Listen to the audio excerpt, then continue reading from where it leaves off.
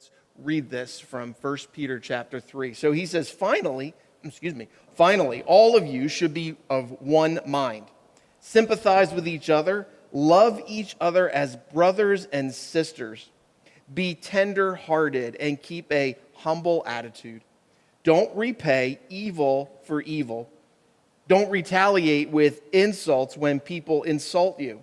Instead, pay them back with a blessing. This is what God has called you to do, and he will grant you his blessing. Yeah.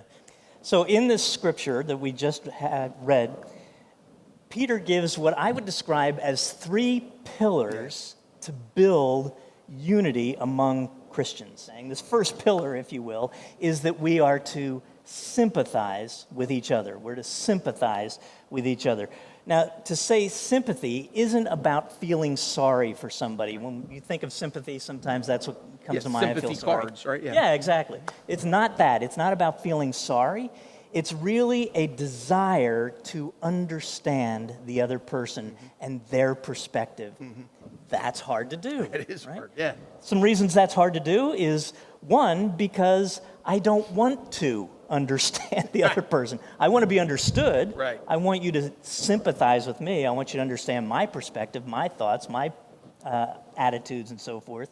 I don't necessarily want to understand yours. So I have to get over that kind of selfishness in order to truly sympathize. When people sympathize with each other, the church becomes more unified, the culture of the church becomes more healthy, and a unified, healthy church has greater impact. Yeah. So sympathize. The second pillar then that Peter talks about is that we are to love each other as brothers and sisters. Love each other as brothers and sisters. Now the Greek word that Peter would have used here is Philadelphos. And that's where we get Philadelphia, the city of brotherly love, right?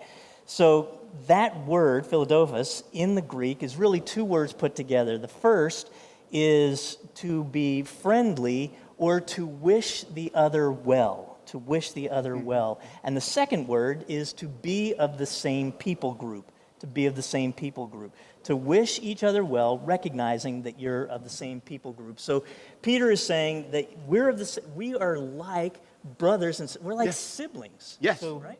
To have unity, we have to have this perspective that we are family, and we wish the best for each other.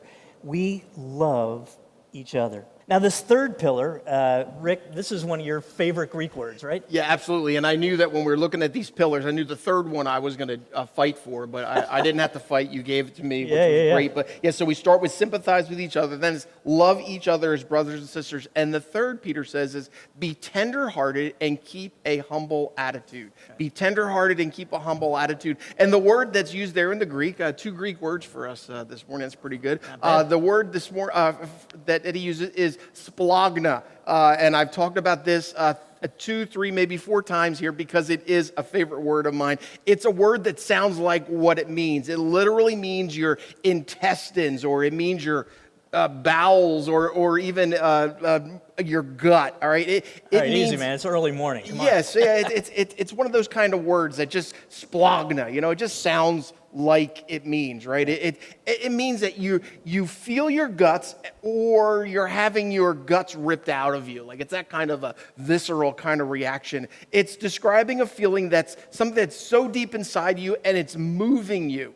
It's, in essence, it's what for the sake of others must feel like, right? It's that idea of action and passion working together. And it's certainly not weak, but I would say it's quite strong. It's allowing someone else's circumstance to impact your heart. So this idea of being tender-hearted, Peter says, it will drive us towards unity, that we can feel what someone else is feeling. How are you doing in the area of sympathy? How are you doing in the area of viewing others through brother and sister love? How are you doing with tenderheartedness? How are you resisting the temptation to repay evil for evil? When we take that on as a personal challenge, it changes us. And as we change, it affects the ways that we relate to others and how they relate back to us. And together, as the church community, we can influence our towns, our cities, our nation.